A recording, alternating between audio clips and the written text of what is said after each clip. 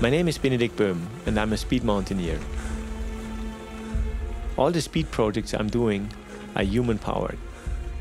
And sometimes the bike is a great support because I make a lot of distance very fast. When I was a kid, I had a strong relationship with my bike. I was going out anywhere with a bike, and I think it was my ticket to freedom.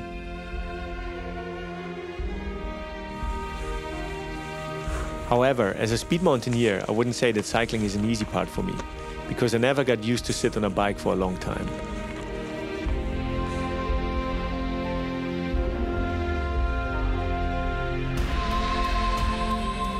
What's going on? Better than the biking. The biking killed me, especially the last 1,000 meters. So really, first the road with all the trucks, hardcore. And then I really thought I'm not gonna make it up. It's really good to have no bike.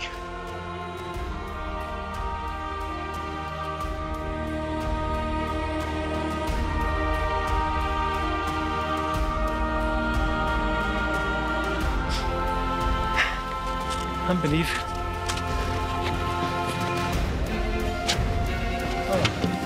Oh, come on. I can't believe it. So it took me a little bit less than 14 and a half hours to the top. I have to say, it was really, really, really tough.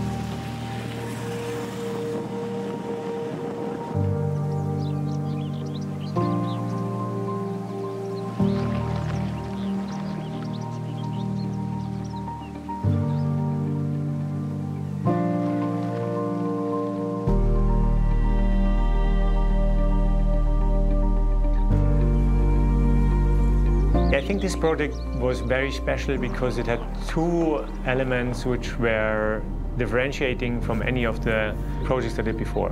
It was all about the diversity of Nepal. First of all, going to the jungle, so at the very south border of Nepal, together with the WWF, the one with the panther bear, where I'm an ambassador.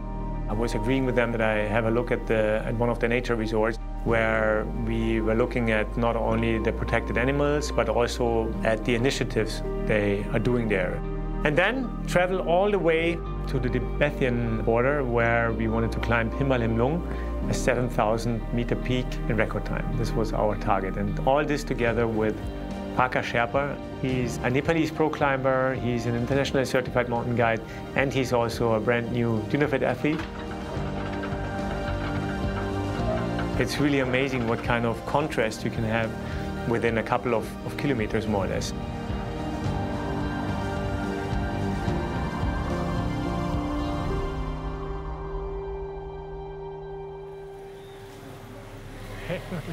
Becoming a WWF ambassador was a big thing for me because it's not a sprint, it's not something short-term, it's not something which I just do and then that's over. For me, it's something which I want to do for the rest of my life. Thank you. We will take it up to the summit, no? Yeah, sure. Somehow felt inside of me I want to concentrate on one certain organization, action, and form a long-term partnership. That's how I am, also in business. That's how I am in general, also in friendships. So having that said, that the WWF is so diverse and has so many things and so many opportunities in worldwide initiatives. I look a little bit crazy, huh? Sorry. I had a little bike accident on the mountain training, but the doctor said I can fly. So I took the flight. So thank you very much for welcoming me here and all the friends. We're really looking forward to support the WWF, and I think one thing is clear. We are today 8 billion people on this planet. There will be more pressure on this planet, even more than there is already today. And I think to protect ourselves from ourselves is probably most of the efficient ways to keep our biodiversity. And if we had, for example, more marine resorts, the fish population could grow in a much more efficient way. And that's the same in the end, for these nature resorts or for the national park we've seen in Chitwan, where the big target is how do we keep that biodiversity, but also keep the humans next to each other. So the pictures have been incredible, because you can really imagine there is this massive zoo, but right next to that national park, to this zoo, they're living more than 60,000 people at the border or in that zoo, more or less. So it's really about how do we get the balance between protecting the nature and keeping humans happy as well. Good to see you. Hello. What I really learned while visiting the national park together with WWF was that you have to win the humans if you want to protect nature. Also out there to inspire other people that how wildlife and humanity can... How can we build alternatives for all these people living there, that they make a living, that we improve their lives, that they don't have the motivation to get in conflict with the animals. The dung of cow and buffalo, and every day morning they put it over here. Okay. And mix some water. Yeah. And they slurry it and goes from this hole. Where it goes? And there is the one digester tank. There's the magic coming out. The gas comes out directly in the tube, and you can cook. You can cook with your own poop. So the problem around here, you have around 300 households, and in most of the area, they have a problem with the leopards. So to mitigate that, we have been using different aspects. As you can see, the corral, this is called the corral, especially for the livestock. They're using over there as well. So it's more livestock problem. Oh yeah, so because the leopard usually take away the livestock. How big is the leopard? Big. Is this? Yeah? Yeah. Here, over there, you see a big fence going through, and this is really where the national park starts again. It's a lot of different islands. This is the fence to prevent the big animals, mainly the big five, to come in and to go here into these fish farming, these fish agricultures, where local people have solutions to not go out into the wilderness where there's animal-human conflict. And there's a lot of cool things we saw now in the past day and also today. Everyone, welcome to you in Yeah? this place. I'm most impressed by the people. And you meet people who've been attacked by wildlife maybe 20 years ago by a bear, and they still are champions for wildlife. And there is this large tolerance for living with wildlife and this willingness to coexist with it and saying, okay, we live in the space of nature. And globally, we need to realize that we need nature for a safe and healthy life. But we need to be clear that right now we need sort of ambitious conservation like here, but we need more of it. But we also need to transform the whole way how we produce and how we consume. And that affects individual people, how we can choose what we buy, we can choose how we behave, what we eat. But it also affects entire systems. So if you're concerned, it's important that you speak to people who make the larger decisions in the economy, in politics, so that they prioritize nature more. We are the reason for the species crisis, for the biodiversity crisis. It's very clear. Science says humans are the reason. So because we're doing it, we also can stop doing it. Local people that they understand actually the life tiger has a value for the entire area, for the entire environment. It makes it attractive. It's a gift. It's a diamond. It's a tourism attraction. I think these species are not only the property of Nepal. This is property of Earth. That's why everyone should be focused to preserve it. The illegal wildlife trade has a yearly volume between 7 and 20 billion euro. So it's a huge business, which makes it very difficult to work with. And what we're trying in WWF is to work along the entire illegal value chain. So working against the poaching, working against the smuggling, and working against the demand. But it's very hard to work against organized crime. But to be fair, not everything is organized crime. Like local poaching may not be that organized. And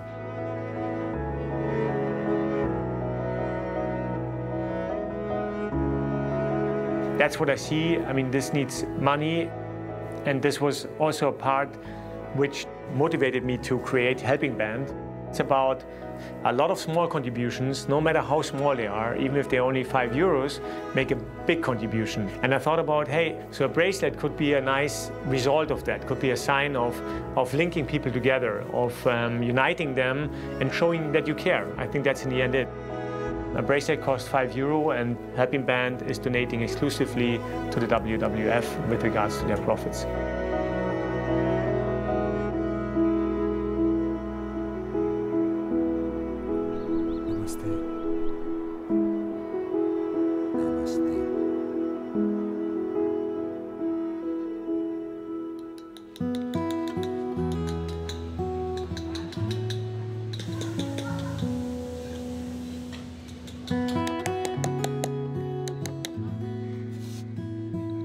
Not only cameraman. So I will try my best, eh? Hope you find them. So it's 4 stitches on the nose and 3 up here. So total? 7. 7. You have to find 7 stitches. I have to find 7 then. This is, Notice the little part.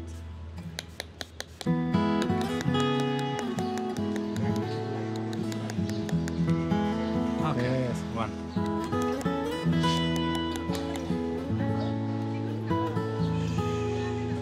Yes. You got it. Amazing. No, it feels much better when it's out because the whole face was so under pressure.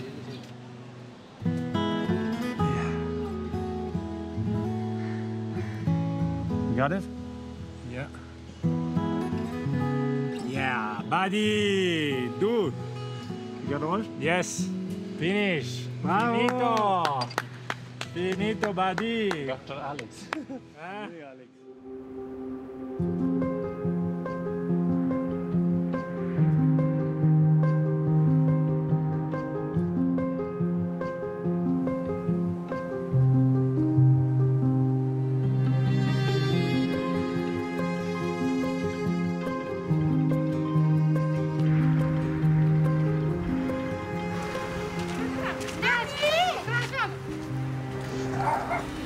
Now we're in Koto, so it's the last point of driving because here driving is over. So we have to go into this valley over there and we will walk 2-3 days to base camp, to 4,800.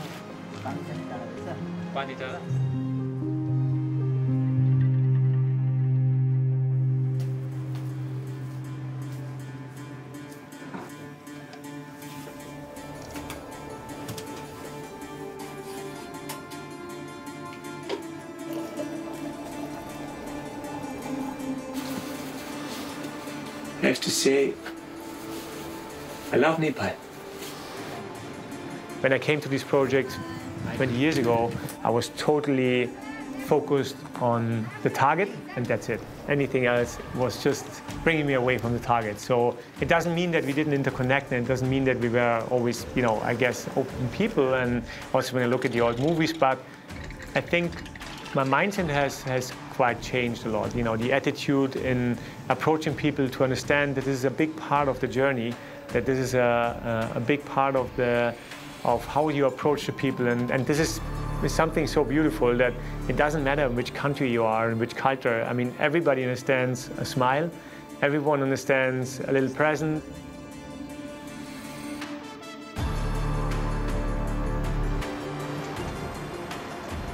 Then you dry? Yeah. But it's the pepper you put on the... Yeah, exactly. But this one is a strong one. Strong one. Nice. It's not really strong, but if you want, you can try. Okay.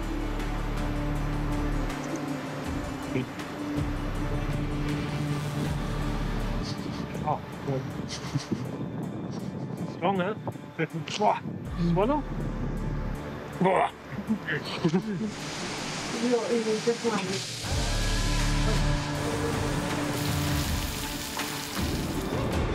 Namaste.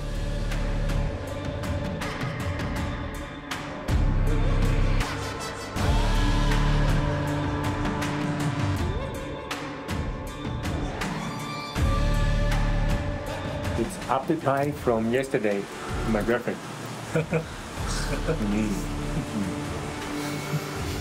You Right? got everywhere. There also. No, but she was mine. Little present for you. It's good for, luck, and it's very good for the nature. It's called Helping Band. Yeah, this- Like this color? Yeah. Yeah? Give it a Very try. beautiful. There you go. Yeah, having these magic moments together is a big part of my karma today.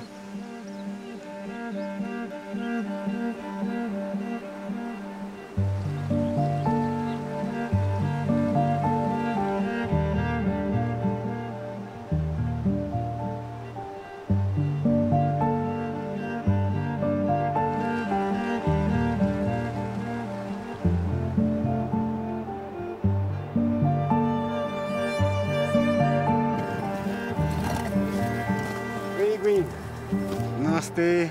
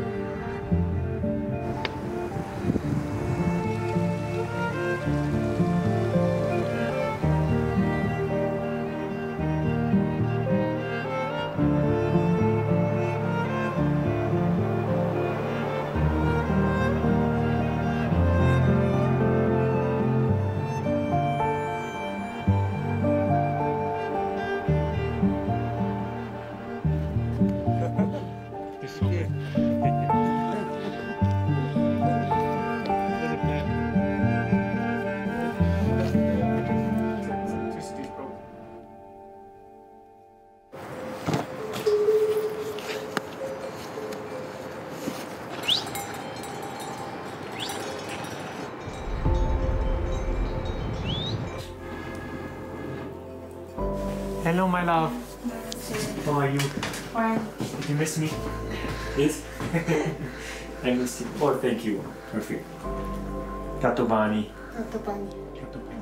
When I saw this lady who had these great stones, and I asked Parker, hey, can you ask her if I can buy a stone from her, and she, or even her stone, and she said, no, this is not working, etc. And then he kept talking, and they got into it, and then she finally said, you know what, come to our house and we have a look.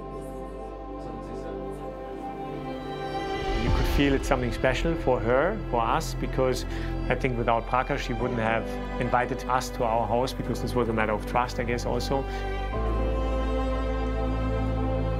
Namaste. Namaste. How are you? Making milk? Very banana.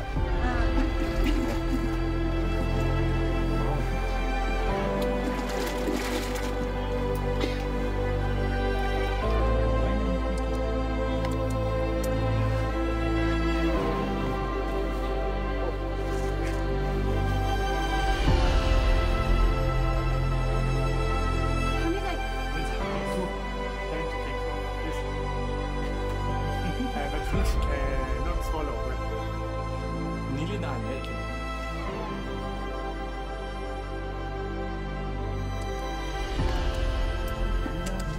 she was bringing some pearls, but this was clearly not what I wanted. Bakash, what is this? And then she was coming with these little pearls.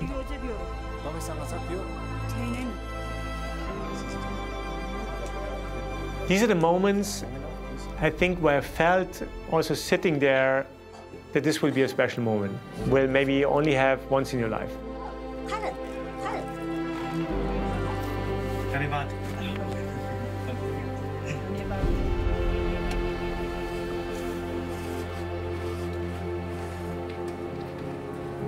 It was an extremely experience. Let's go. See you in base camp.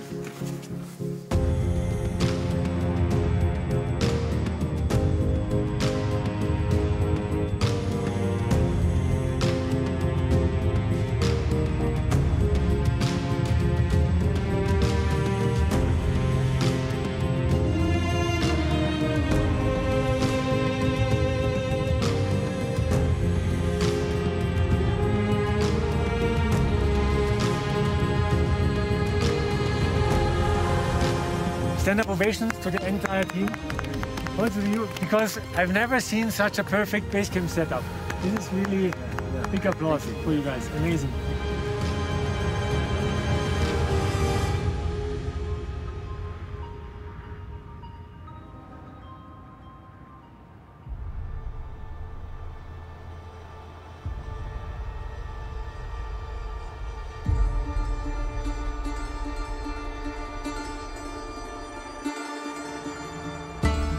So first of all, today is the first time that we see Himlung.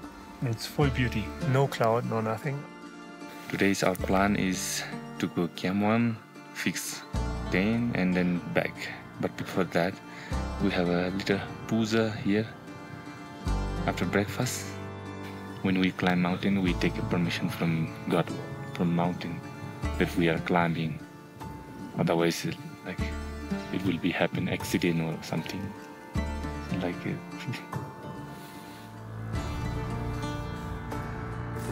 Just a little bit. The cornflakes or what is It's crazy. He's running around like a blue sheep.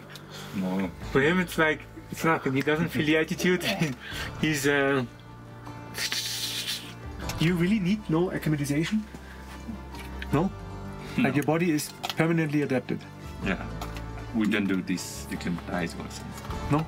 But even if you're in Europe for some month and you come back, you can just. Wow. Your blood is always ready. It's crazy. Sherpa have such a physical advantage because they're so well adapted to high altitude, not because they adapted themselves so well, because they are genetically already so well adapted. I mean, it was incredible. I was just admiring.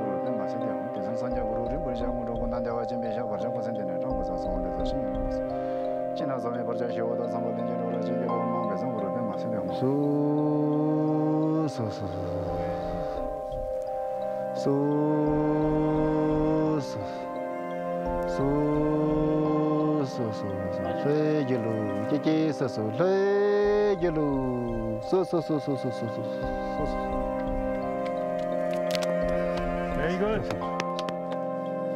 Sherpa oxygen. The Himlung expedition. Oxygens. That's a good one.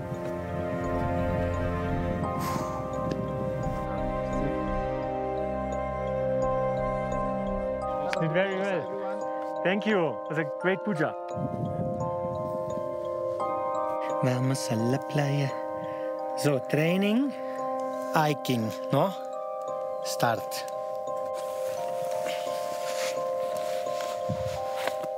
Yeah, ready?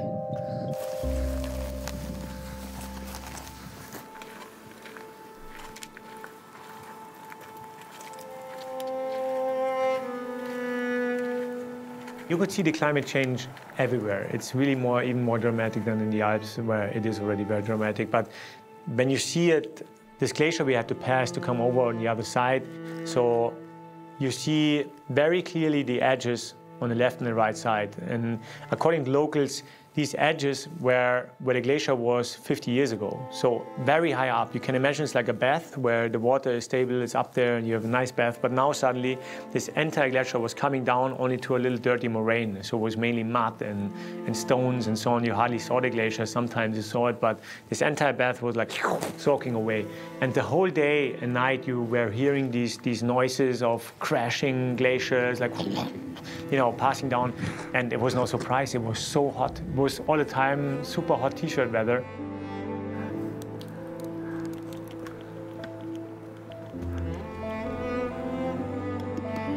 Our kitchen guys had to walk down all the time in the glacier to get some water. So really, really down, and only if it was raining, they could take it from up in the base camp.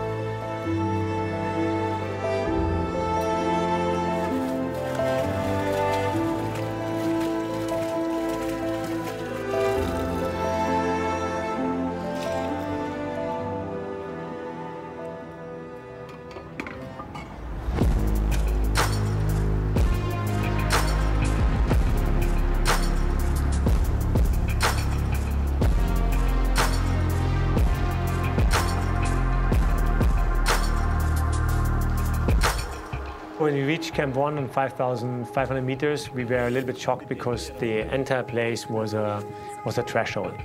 I became really angry, first of all, and then I thought, I don't want to be angry. I don't want to waste my time of being angry. And okay, you know what? We just clean it. I mean, we have time. We can do it. We can take it on the way down.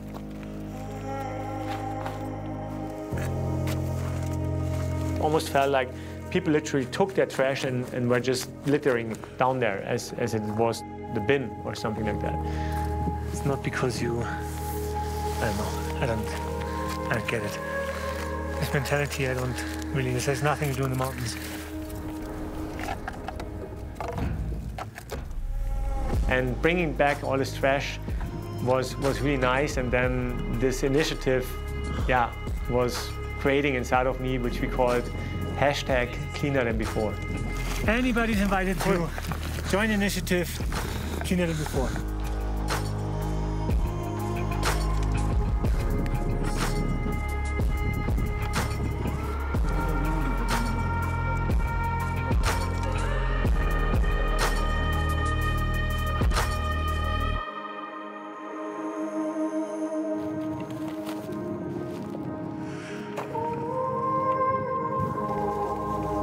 Tomorrow maybe sleeping in Camp 1, go towards Camp 2 next day, all the way down.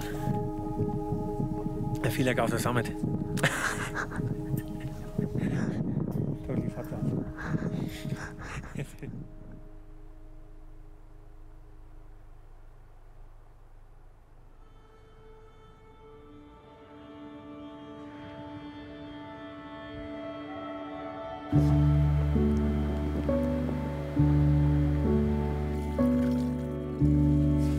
+6. Endless night.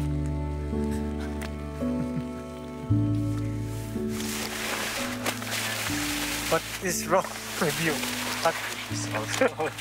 Were you ever starving in your life? Huh? Soup, Indian Wow.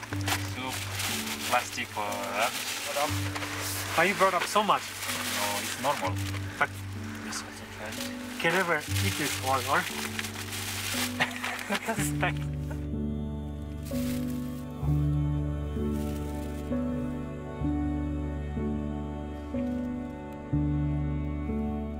Cloudy? Hey. Yeah. Sleep well? Yeah, good night. Thanks for everything. You're amazing. For the dinner, for your Sherpa speed. And I switch off the light, huh? Yeah, so. Yes. Never forget that I love you, yeah?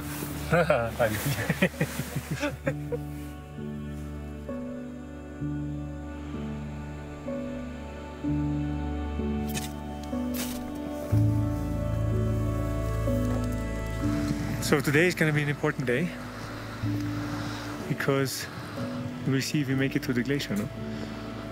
Doesn't look so easy.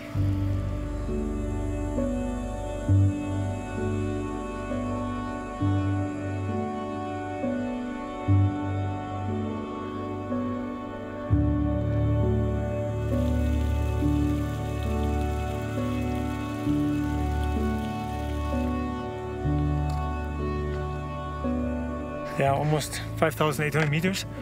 And now, this is the key part. Because We have to open the key. you have to open the key because glacier is melting away like crazy, and it changed totally because according to all the literature I was reading, it was really easy. Yeah. But now the glacier is totally opened up and it's moving.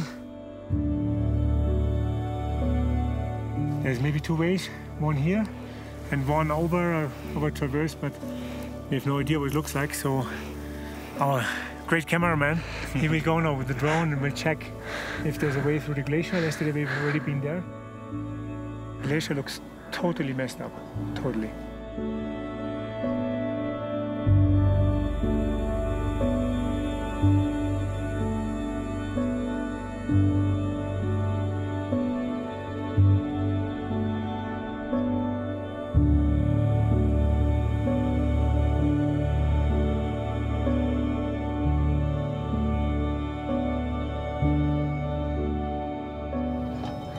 just coming back from Camp 2, very released because we found a way. Peter Prakash found a way. He's the pathfinder. He was really finding a good way to the glacier because this was a little bit of a headache for me, to be honest. And Camp 2 was another big threshold.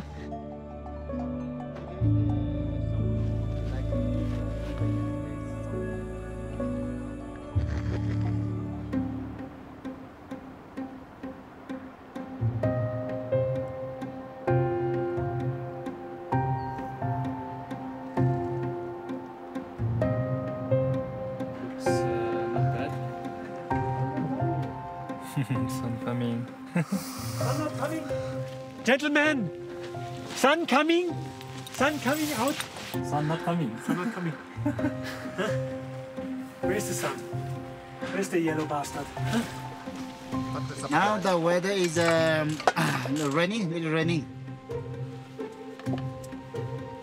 We're collecting the sky water. And on the top of roof, we put it trampoline. So which is water not resistant. So and then we collect the water in the big pot outside and store in the drum barrel. Oh, raining! Myla happy because it doesn't go to in the river.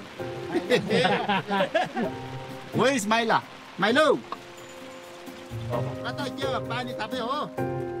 in the camera, Myla. Look here. Okay, one more time. One more time. One more time. One more time.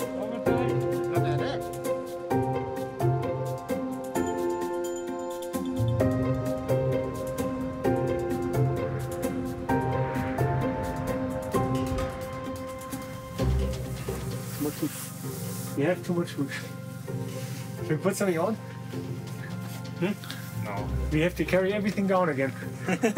Because there's upstairs is already so much food. Yeah, we have some food here. Yeah, not some, no.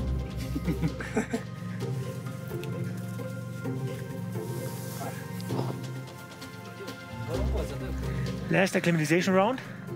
We're gonna go up now to Camp 1. We're gonna sleep there one night. Then tomorrow we're gonna go up to Camp 2.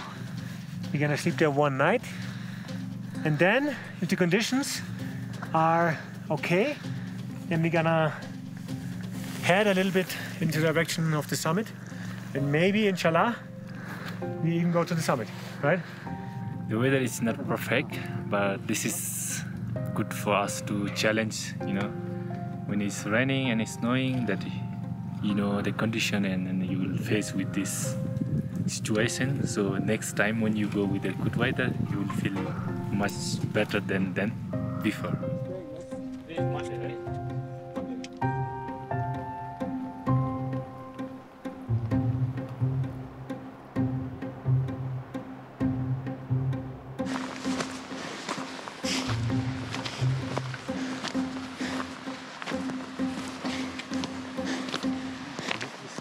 There was some snow, yeah? Well done. Well done, yeah. A bit more than 1.5 hours. Yeah. I would say it's fast, or? Yeah, so fast. Is it fast for Sherpa or was it normal? Or slow? Normal. We left. For me it was fast. Something inside, right? This one we didn't leave. Yeah. Maybe the birds?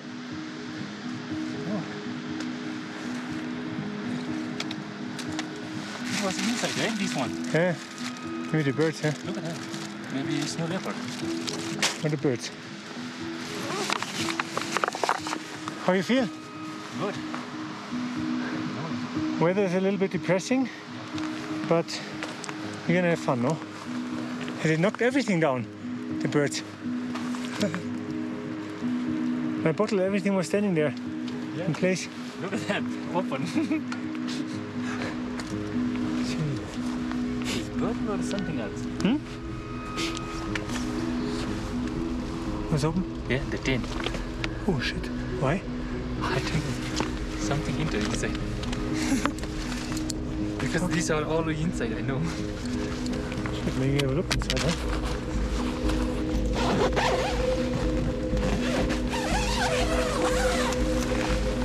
Oh, Yes. Yeah. Absolute mess. There was something here inside. They took all the cakes? Fucking hell. Yeah? Yeah. It opened everything. Yeah. Okay, I think we need to clean up first here, huh? Not only robbing our tent, but shitting in our tent. Fucking hell. All our food gone, huh? Everything being wet. Ah, really, everything being wet. It's quite sleeping bag being wet. Here, everything being wet. Not so nice, have to say. So what is it? Yeti? Yeti? It's not ever. Yeah, in the end, we were also asking the WWF guys. We sent some pictures of the poo they left, and they said probably it was a mountain weasel. So, Prakash, what do you think sometimes about expedition? How is this for you? I'm just laughing. How they came inside and destroy everything. It's like horror. It's really horror. And these big, Yeah. disgusting.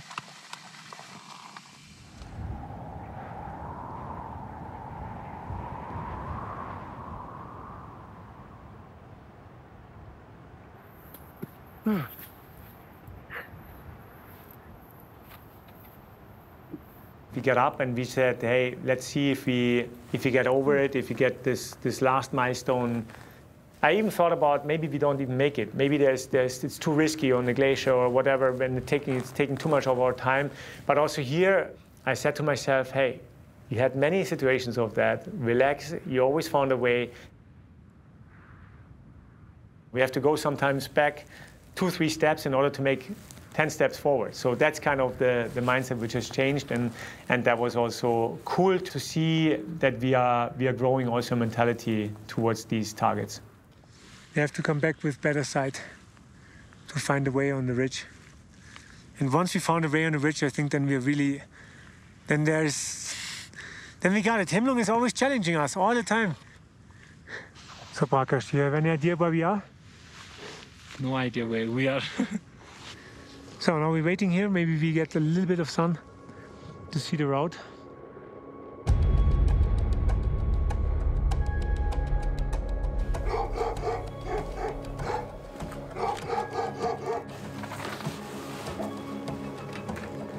The target is here to start from the last little village, from the bottom of Ararat to the top of Ararat, almost 5,200 meters. And it's interesting how things are changing in the mountains, because even though Mount Ararat is usually a relatively easy mountain to climb, but it was so foggy and I couldn't see a thing, basically. Not so nice. You see nothing because I've never been here. I don't know the road. It's totally guessing. But okay, you have to trust your instincts, huh? Somehow.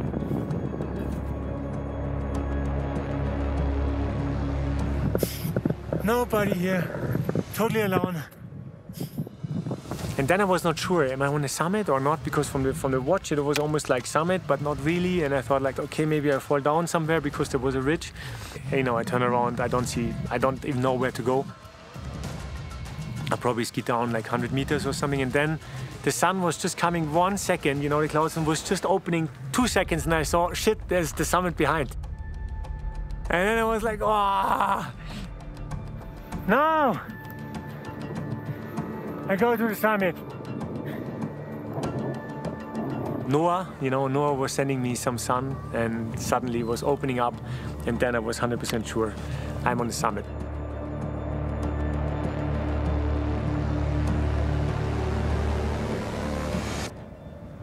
Okay.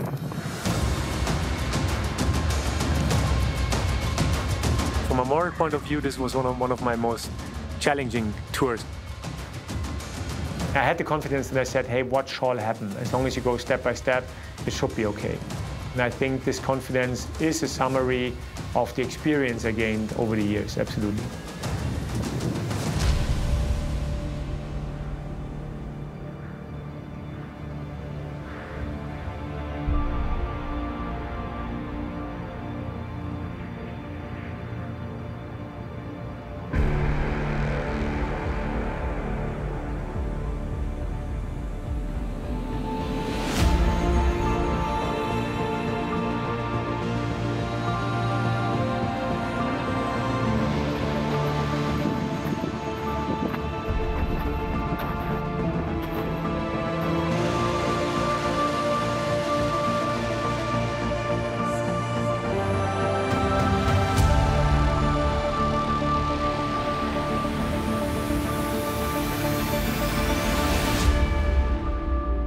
125 to go. Breaking trail. Parker's night change.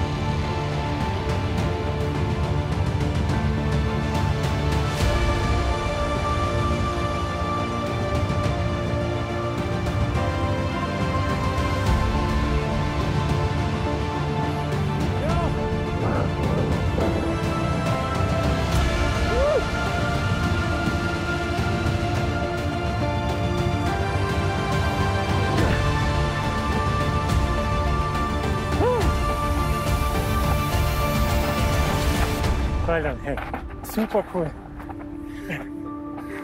Not even 2 weeks in Nepal. Yeah. Started our journey in jungle. Now we stand already here. Cool. Amazing. Hello Tibet! Come stai? How are you?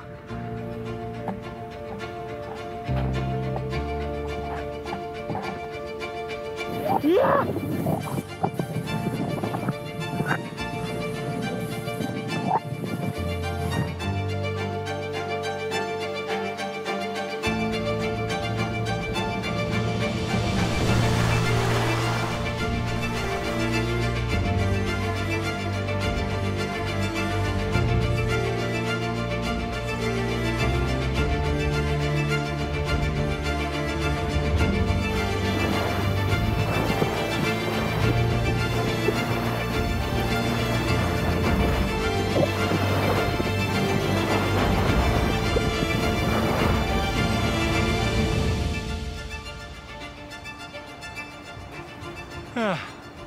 Long day. We made it from Camp 2 directly to the summit, and this mountain has so much counter sense all the time, changing, cramping skins, and we had to break trail because obviously we're alone on the mountain, right? And I'm totally dehydrated. I think I drank 1 liter. Yeah. Skiing was perfect. I hardly had such good conditions ever on a high mountain. And we bought the last trash. That's the final one. No more trash. Now it's over.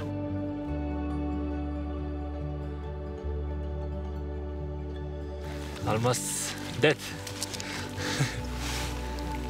During the day, my God. Hot. Very, very hot. Leave this here for a second.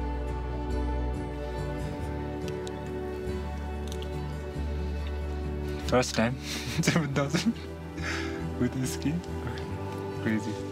Tonight I'm gonna sleep for the first time like a baby. Like you did. The learning today was that we have to go very early. We cannot go too late because it's gonna be just too hot and this is taking too much energy of us. And it's also dangerous because everything is getting so slushy. That would mean leaving here at midnight, right? Yeah, exactly. You wait for the right conditions, the tension is high, the tension is low. You consider many forecasts, the camera people up there, so it's a lot of coordination. Yeah, and that's the part of the expedition which I'm not liking so much, but it's part of the expedition. I mean, that's the reason why it's called expedition. We're gonna basically try to speed up Himal Himlung within 8 hours. This is our target, 8 hours or below 8 hours to the summit. And come back, I guess it will take about 3 hours. Prakash will be a little bit slower because he doesn't want to use the skis, which is good. We don't want to take any risk at all, but it's also very clear that we will make it up together and also back down together. Maybe we just plan it for tonight. If we see it's totally raining, whatever, then maybe we say, okay, we don't do it. And otherwise we just go and, you know, and whatever But I think what doesn't make sense is that we start when it rains like this. Because then we are totally wet and whatever, this doesn't make any sense at all. It's even more raining. Fuck. Crap. I hate these days in base camp, hanging around, wasting time, where you think like, what the hell? I get pictures from my family who just arrived in Greece at a wonderful beach. It's even called Golden Beach in Paros. And you see these pictures and you think, what the hell am I doing here? Sunday there is no rain. They don't say rain. Only Saturday rain and today rain. It's like Russian roulette, you know, like maybe we have one sunshine and then finish, or so it doesn't make sense. I mean, what is also clear is if we waste our energy on Saturday, then we have no energy on Sunday. For me, it's very clear. I mean, even though they have to come back down, but then we have to film ourselves. And there's no drone or nothing. Okay, that's how it is. Yeah. Let's call Alex, huh? Yeah. I'm glad we took a decision, man. Yeah, good decision. Saludos, Alex. Yo, amigos. What's up there? Did you eat the cat?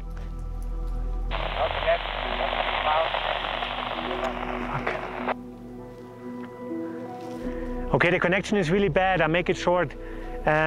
We looked at all the weather scenarios, and it really looks like the 4th is the much better day, and here it doesn't open up at all.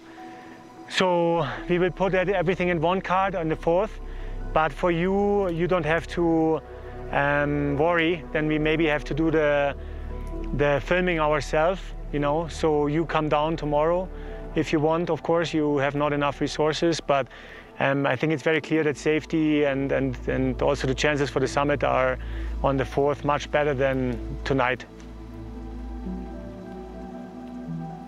Okay, buddy. We will try our best to get everything down tomorrow.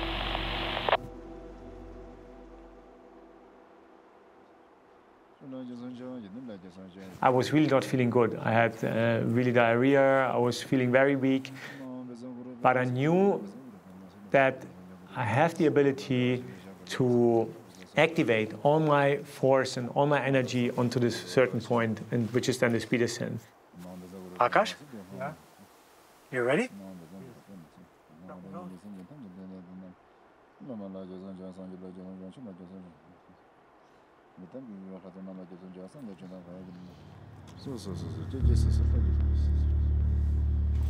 Here he is.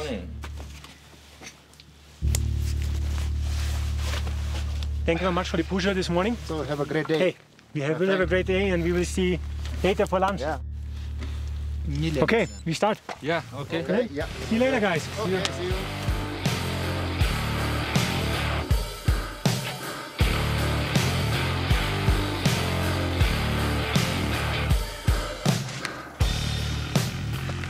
So, 2 hours on the way, almost to the glacier. Altitude 5.8. Good, right? Speed up. Very good. Huh? Speed up. Speed up.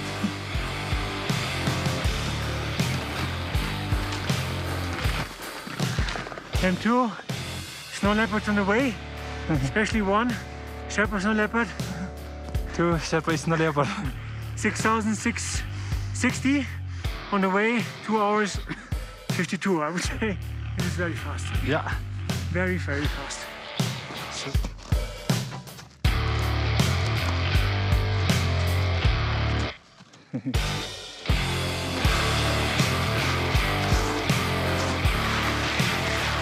Good. First party made. Yeah. What time is it? We're now 3:43 on the way.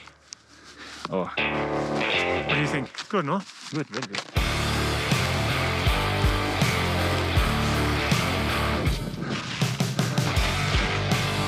Buddy! Almost camp 3. Sun coming. 6,500 meters. Yeah.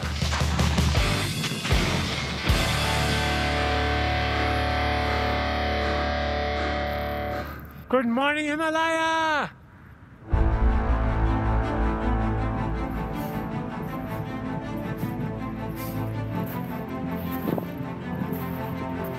Good, good.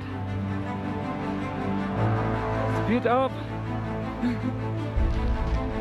Hey.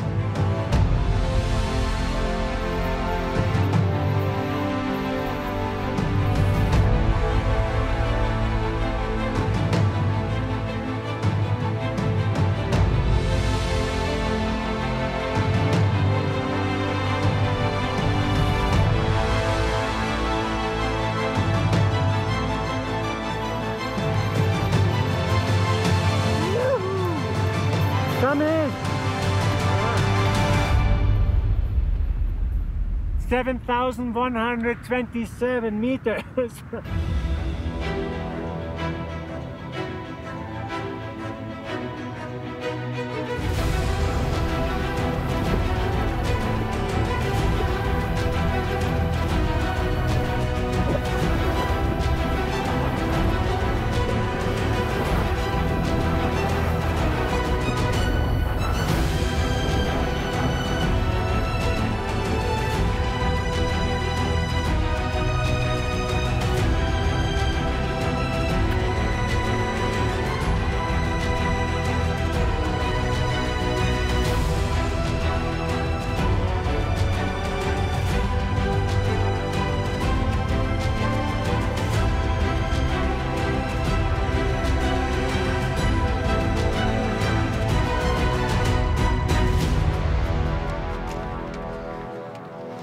Super cool actually.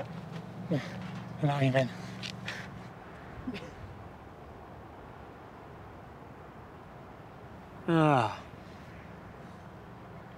I think in the future we have to run all the mountains together everywhere. You're too fast for me, buddy. If he's inspired to continue this journey and to do that, I'm super happy. I'm even more happy if we maybe have one or the other action together again. So I'm already thinking about it. See you later, man. Thank you very much, Himal.